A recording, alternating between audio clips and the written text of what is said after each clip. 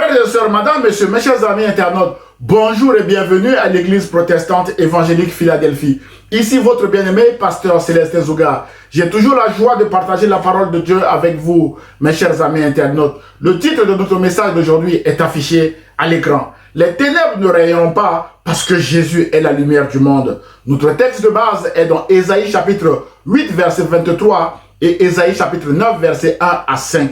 Je lis au nom du Seigneur.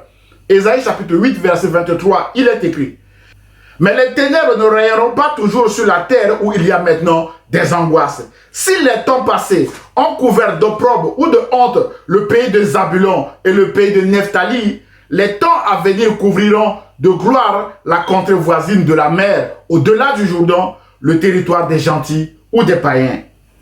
Ésaïe chapitre 9 verset 1 à 5, il est écrit: le peuple qui marchait dans les ténèbres voit une grande lumière. Sur ceux qui habitaient le pays de l'ombre de la mort, une lumière resplendit. Tu rends le peuple nombreux. Tu lui accordes de grandes choses. Il se réjouit devant toi, comme on se réjouit à la moisson, comme on pousse des cris d'allégresse au partage du butin. Car le joug qui pesait sur lui, le bâton qui frappait son dos, la verge de celui qui l'opprimait, tu les brises, comme à la journée de Madian. Car toute chaussure qu'on porte dans la mêlée et tout vêtement guerrier roulé dans le sang seront livrés aux flammes pour être dévorés par le feu. Verset 5. Car un enfant nous est né, un fils nous est donné, et la domination reposera sur son épaule. On l'appellera admirable conseiller, Dieu puissant, Père éternel, Prince de la paix. Mes chers amis internautes, frères et sœurs, à partir de ce texte, je vous propose d'aborder deux points dans ce message, comme affiché à l'écran. Le premier point sera: les ténèbres ne rayonneront pas toujours sur la terre, d'après Ésaïe chapitre 8, verset 43 que nous venons de lire. Et le deuxième et dernier point sera: Jésus est la lumière du monde, d'après Jean chapitre 8, verset 2. Point numéro 1, les ténèbres ne rayonneront pas toujours sur la terre. Chers amis internautes, frères et sœurs, le texte que nous venons de lire est un message de Dieu adressé à son peuple en souffrance à travers le prophète Ésaïe environ 700 ans avant la naissance de Jésus. Deux noms de pays attirent notre attention dans le texte que nous venons de lire. Mes bien-aimés, en Ésaïe chapitre 8, verset 23, le pays de Zabulon et le pays de Nephtali, qui sont deux tribus israélites installées au nord du pays. Frères et sœurs, à l'époque de cette révélation de Dieu au prophète Ésaïe, ces deux territoires ont beaucoup souffert de l'invasion assyrienne. Une invasion, mes bien-aimés, c'est l'action d'envahir un pays avec des forces armées. La Syrie avait envahi ces deux territoires et avait déporté de force un grand nombre de leurs habitants. D'après 2 Rois chapitre 15, verset 29. Une partie même de ces territoires avait été annexée de force à la Syrie. D'où la souffrance de ces ressortissants qui sont dispersés un peu partout, mes bien-aimés dans le Seigneur. Mes chers amis, en lisant attentivement notre texte de ce matin, nous pouvons souligner la souffrance des destinataires de ce message. En effet, à cause de la déportation et de l'occupation forcée de leur territoire, ils étaient angoissés et couverts d'opprobre ou de honte, d'après Ésaïe chapitre 8, verset 23. Ils marchaient dans les ténèbres parce que leur pays était devenu le pays de l'ombre de la mort, d'après Ésaïe chapitre 9, verset 1. Ils manquaient de joie dans ce pays parce qu'ils étaient sous un joug, mes bien-aimés dans le Seigneur, d'après Ésaïe chapitre 9, verset 3.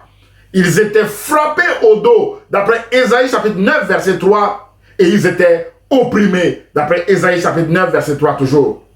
Mes chers amis, deux questions s'imposent ici. Pourquoi toutes ces souffrances? Et combien de temps elles ont duré, mes bien-aimés, ces souffrances? Mes chers amis internautes, la Bible répond à ces deux questions. Sur le pourquoi de ces souffrances, mes bien-aimés, la Bible déclare en 2 Rois chapitre 17, verset 7 que cela arriva parce que les enfants d'Israël péchèrent contre l'Éternel, leur Dieu, qui les avait fait monter du pays d'Égypte de dessous la main de Pharaon, roi d'Égypte, et parce qu'ils craignirent d'autres dieux, mes bien-aimés dans le Seigneur. On souligne d'autres dieux. Autrement dit, nous comprenons que le peuple avait basculé dans l'idolâtrie, mes chers amis internautes. Ensuite, sur la durée de la souffrance, c'est environ 70 ans, puisque ces deux territoires ont aussi été touchés par la déportation à Babylone que nous lisons en Jérémie chapitre 25, verset 11. Mes chers amis internautes, frères et sœurs, à cause de l'idolâtrie, le peuple de Dieu a ainsi souffert dans sa chair. La bonne nouvelle est que Dieu n'a pas abandonné son peuple. C'est pourquoi Dieu révèle son plan au prophète Ésaïe en lui disant que le peuple qui marchait dans les ténèbres voit une grande lumière. Sur ceux qui habitaient le pays de l'ombre de la mort, une lumière resplendit. Et cette lumière est Jésus-Christ. D'après Matthieu chapitre 4, verset 16. Mes chers amis internautes, frères et sœurs, c'est cette lumière qui est Jésus-Christ qui a mis fin au règne des ténèbres sur la terre. D'où la déclaration d'Ésaïe en Ésaïe chapitre 8 verset 43 que nous avons lu tout à l'heure qui dit « Mais les ténèbres ne règneront pas toujours sur la terre où il y a maintenant des angoisses. Si les temps passés ont couvert d'opprobre ou de honte le pays de Zabulon et le pays de Nephtali, les temps à venir couvriront de gloire la contrée voisine de la mer au-delà du Jourdain. » Le territoire des gentils ou des païens, mais bien aimés dans le Seigneur. L'histoire a confirmé que 700 ans plus tard, Jésus a commencé son œuvre de lumière dans cette région du monde. Mes chers amis internautes, frères et sœurs, les ténèbres ne règneront pas parce que Jésus est la lumière du monde. En effet, contre les souffrances et les oppressions qui visaient, mes bien-aimés, à réduire à néant le peuple de Dieu, Dieu promet d'y mettre fin à travers la naissance de Jésus-Christ. La mission de Jésus est claire dans notre texte de ce matin, mes bien-aimés dans le Seigneur. Lui, dans ce pays de l'ombre de la mort, afin de repousser les ténèbres qui ne régneront plus, mes chers amis internautes, d'après Ésaïe chapitre 8, verset 23 et Ésaïe chapitre 9, verset 1. Mes bien-aimés dans le Seigneur, la mission de Jésus continue. Rendre son peuple nombreux en accord avec l'alliance de Dieu avec Abraham, mes bien-aimés dans le Seigneur. C'est pourquoi Jésus dira aux Juifs, en Jean chapitre 8, verset 56, que Abraham, votre père, a tressailli de joie de ce qu'il verrait mon jour. Il l'a vu et il s'est réjoui. Fin de citation de Jésus, mes bien-aimés dans le Seigneur. Et la mission de Jésus est aussi d'accorder une grande joie au peuple de Dieu, mes bien-aimés dans le Seigneur, de briser le joug de l'oppresseur et de donner la paix à son peuple selon qu'il est écrit en Ésaïe chapitre 9, verset 5.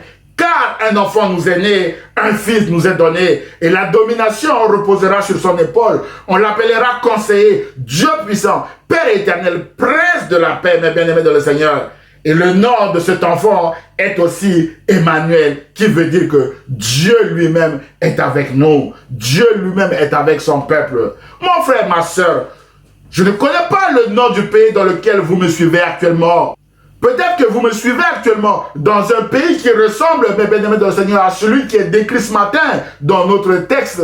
Un pays de l'ombre de la mort, parce que vous êtes envahis par des rebelles, envahis par des malfaiteurs, mes bien-aimés dans le Seigneur, envahis par une armée étrangère, comme le peuple de Dieu à cette époque, mes bien-aimés dans le Seigneur. Peut-être que vous traversez aussi actuellement une situation de souffrance, de difficulté qui vous laisse croire que vous êtes dans un pays de l'ombre de la mort, parce que vous êtes envahis par des ténèbres visibles et invisibles. Ne vous inquiétez pas, parce que Dieu, mes bien-aimés dans le Seigneur, est lumière, et Jésus-Christ également est la lumière du monde. David dit, quand je marche dans la vallée de l'ombre de la mort, je ne crains aucun mal, car Dieu est avec moi, mes bien-aimés dans le Seigneur. Sa houlette et son bâton me rassurent, dit David, d'après son célèbre psaume 23 au verset 4.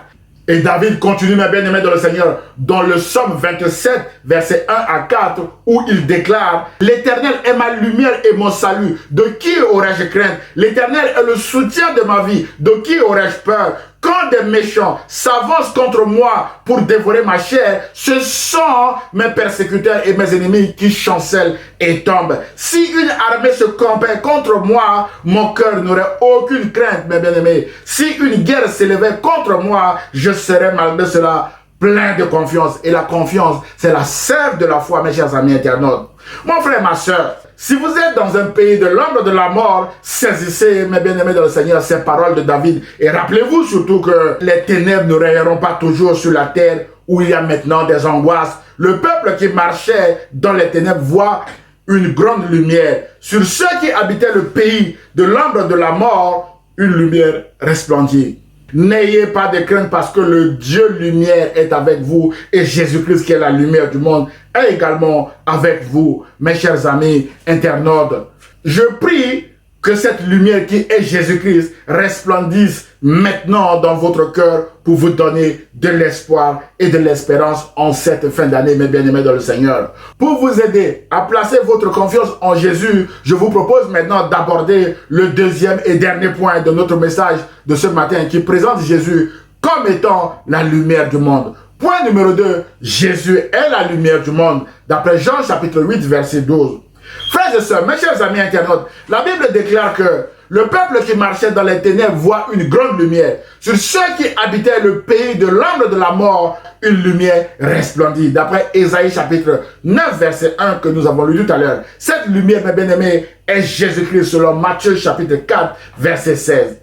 Mes chers amis internautes, l'apôtre Jean, dans son prologue, présente aussi Jésus comme étant la parole faite chair et aussi la véritable lumière qui éclaire tout homme. La Bible déclare en Jean chapitre 1 verset 1 à 9 que au commencement était la parole et la parole était avec Dieu et la parole était Dieu. En elle, c'est-à-dire la parole où Jésus était la vie et la vie était la lumière des hommes. La lumière, lui, dans les ténèbres et les ténèbres ne l'ont point reçue. Cette lumière était la véritable lumière qui, en venant dans le monde, éclaire tout homme, mes chers amis internautes, et toute femme aussi. Frères et sœurs, mes chers amis, Jésus est la véritable lumière qui nous éclaire sans aucune interruption. La lumière de bien-aimé, c'est la vie, et Jésus lui-même est la vie. Mes bien-aimés, d'après Jean chapitre 14, verset 6, où il est écrit « Jésus est le chemin, la vérité et la vie ». Mes chers amis, la seule manière de sortir du pays de l'ombre de la mort est de marcher avec Jésus. Jésus a dit en Jean chapitre 8 verset 12 que « Je suis la lumière du monde. Celui qui me suit ne marchera pas dans les ténèbres, mais il aura la lumière de la vie. » Jésus vous propose la lumière de la vie comme il a proposé aussi à ses contemporains à l'époque, mes bien-aimés. Jésus veut briller pour vous éclairer là où vous êtes maintenant, si vous l'acceptez comme étant votre Seigneur et votre Sauveur, mes chers amis internautes.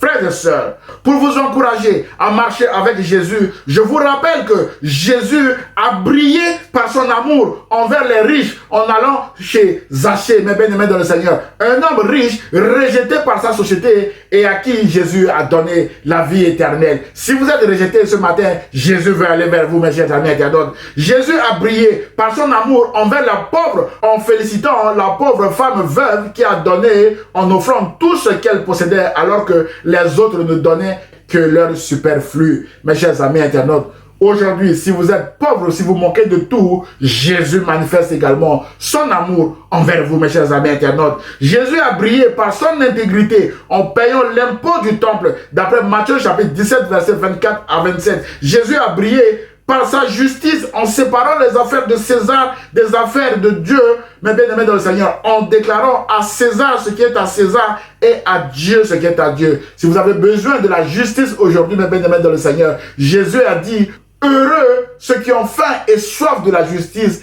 car ils seront rassasiés, mes bien-aimés dans le Seigneur. » Vous serez rassasiés de la justice de Jésus. Jésus a brillé par sa compassion, mes bien-aimés, en pleurant avec les sœurs de Lazare, Marthe et Marie, et en ressuscitant son ami Lazare, mes bien-aimés dans le Seigneur. D'après Jean chapitre 11, Jésus a brillé par son ministère, en guérissant les malades, en délivrant des démoniaques, en ouvrant les yeux des aveugles, au rang desquels nous pouvons citer Bartimée, en parlant au vent, à la tempête, en marchant sur l'eau, mes chers amis internautes. Jésus a brillé par son obéissance, en allant à la croix. Jésus a aussi brillé par sa résurrection, et également par son élévation au titre de Seigneur, mes chers amis internautes. Et Jésus brillera encore par son retour imminent comme roi pour juger le monde. Mon frère, ma soeur, peut-être que ce matin, les circonstances de votre vie vous laissent croire que vous êtes dans les ténèbres, que vous êtes dans le noir et vous n'avez plus de vie. Jésus qui est la lumière du monde vous tend la main à travers ce message, mes bien-aimés. Jésus veut vous faire sortir de vos ténèbres afin que vous marchiez avec lui dans la lumière. C'est le but de ce message. Vous aider à sortir des ténèbres, à sortir du pays de l'ombre de la mort et à marcher dans la lumière de Jésus-Christ. Mes chers amis, la Bible déclare que celui qui suit Jésus ne marchera pas dans les ténèbres, mais aura la lumière de la vie. D'après Jean chapitre 8, verset 12 que nous avons lu tout à l'heure. Vous aurez, mes bien-aimés, la lumière de la vie en suivant Jésus, car Jésus lui-même est la vie, mes chers amis internautes. La question est, acceptez-vous ce matin que Jésus vous donne cette lumière, mes bien-aimés dans le Seigneur? Ce message vise à vous encourager à accepter Jésus comme votre Seigneur et Sauveur, afin de profiter de la lumière de la vie que Jésus et Jésus seul donnent, mes chers amis internautes. Frères et sœurs, si vous venez d'accepter Jésus comme votre Seigneur et Sauveur, je vous dis bravo. Vous êtes maintenant enfants de lumière et la lumière du monde aussi. Je vous conseille de rejoindre une église ou un groupe de prière où les frères et sœurs vont aussi vous soutenir par la prière. Frères et sœurs, pour vous fortifier et me fortifier également, Jésus a dit en Matthieu chapitre 5, verset 14 à 16 que vous êtes la lumière du monde. Une ville située sur une montagne ne peut être cachée. Et on n'allume pas une lampe pour la mettre sous le boisseau, mais on la met sur le chandelier et elle éclaire tous ceux qui sont dans la maison. Que votre lumière luise ainsi devant les hommes afin qu'ils voient vos bonnes œuvres et qu'ils glorifient votre Père qui est dans les cieux. Fin de citation de Jésus. Mon frère, ma soeur, nous sommes la lumière du monde, comme Jésus l'a dit. Ainsi donc, nous devons luire par nos actions, nous devons luire par nos paroles, dans notre famille, dans notre lieu de travail, dans notre église, dans notre association et dans notre nation. Mes chers amis internautes, notre lumière doit porter des fruits. L'apôtre Paul dit aux Éphésiens au chapitre 5, verset 8 à 12 que autrefois, vous étiez ténèbres et maintenant vous êtes lumière dans le Seigneur. Marchez comme des enfants de lumière, car le fruit de la lumière consiste en toutes sortes de bonté, de justice et de vérité. Il poursuit l'apôtre Paul au verset 10. Examinez ce qui est agréable au Seigneur et ne prenez point part aux œuvres infructueuses des ténèbres, mais plutôt condamnez-les, car il est honteux de dire ce qu'ils font en secret dans les ténèbres. Fin de citation de l'apôtre Paul. Mon frère et ma soeur, marchons désormais dans la bonté, dans la justice et dans la vérité qui sont les fruits de la lumière. Rejetons les œuvres infructueuses des ténèbres qui se font souvent en secret et qui sont des œuvres de la honte selon l'apôtre Paul. Mon frère et ma soeur, dans le livre de la Genèse, Dieu a séparé éternellement la lumière des ténèbres parce que les deux ne peuvent pas être ensemble. Aux enfants de lumière que vous êtes, l'apôtre Paul dit, qu'y a-t-il entre la lumière et les ténèbres? Est-ce que Christ peut-il être d'accord avec Satan? C'est pourquoi sortez du milieu d'eux et séparez-vous, dit le Seigneur, d'après 2 Corinthiens chapitre 6, verset 14 à 17. Alors, marchons dans la lumière de Jésus-Christ sans faire de compromis avec notre lumière et notre identité, mes bien-aimés dans le Seigneur, et produisons aussi les fruits de la lumière qui sont la bonté, la justice et la vérité. Enfin, mes chers amis internautes, marcher dans la lumière de Jésus-Christ, c'est aussi marcher avec le Saint-Esprit. C'est le Saint-Esprit qui nous équipera de dons spirituels pour le ministère et qui nous conduira partout, comme il avait équipé et conduit les premiers disciples de Jésus. En conclusion de notre message de ce matin, frères et sœurs, les ténèbres ne rayeront pas parce que Jésus est la lumière du monde. La Bible déclare en Ésaïe chapitre 9, verset 1 que le peuple qui marchait dans les ténèbres voit une grande lumière. Sur ceux qui habitaient le pays de l'ombre de la mort, une lumière resplendit. Et cette lumière est Jésus-Christ. Et Jésus a dit en Jean chapitre 8, verset 12, que je suis la lumière du monde. Celui qui me suit ne marchera pas dans les ténèbres, mais il aura la lumière de la vie.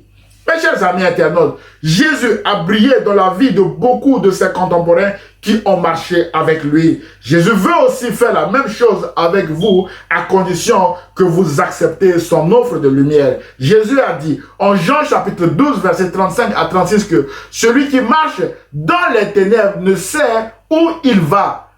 Croyez en la lumière afin que vous soyez des enfants de lumière. Mon frère, ma soeur, croyez-vous en Jésus? Croire en Jésus, c'est devenir enfant de lumière, c'est-à-dire enfant de Dieu qui est lui-même lumière. Et quand on devient enfant de lumière, mes bien-aimés, on sait là où on va, mes bien-aimés dans le Seigneur. On va au ciel, là où il y a le trône de grâce de Dieu. Jésus nous a précédés par son élévation comme Seigneur au ciel et il reviendra nous prendre avec lui afin que là où il est, que nous y soyons également. D'après Jean chapitre 14, verset 3, mes bien-aimés dans le Seigneur, nous savons où nous allons en marchant dans la lumière de Jésus-Christ.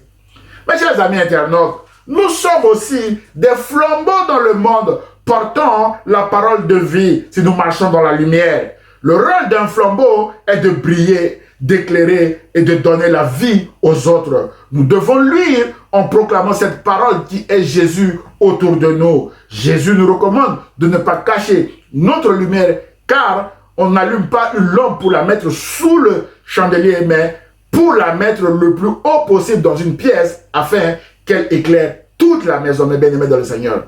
Alors que notre lumière luise partout où nous allons, mes bien-aimés dans le Seigneur.